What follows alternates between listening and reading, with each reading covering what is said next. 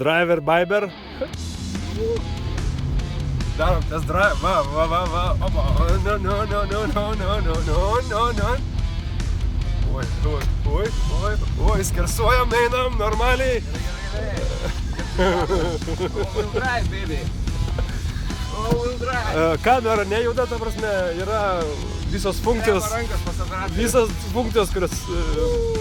Gerai, kad nenumarėm į griovį, zašibys, viskas gerai. Pasivažinėjom, ta prasme, važinėjom iš principo laukais. Bandom off-roadinį automobilį, off-roadų karalius. Land Rover Discovery 5. Kur asfaltas, nebematau. Gadas dugnas. Nu, dar jau savo įspūdžiai. Puikus automobilis. Jei laikote būrį karvių ar avis, jūs galėsite privažiuoti komfortiškai.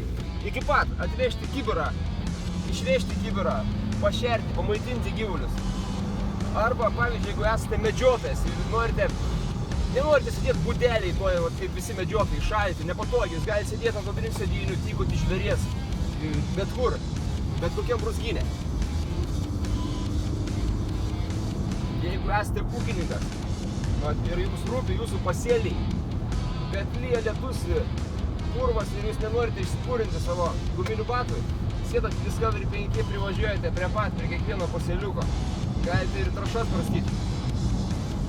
Jeigu pritaisyti pjovimo įrangą, galima būtų ir javus pjauti.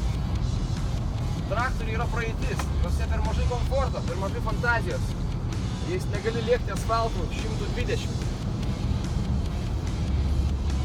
Tai va, prašau, pats universaliausias automobilis. Perki? Be jokios abejonės. Imsiu 2.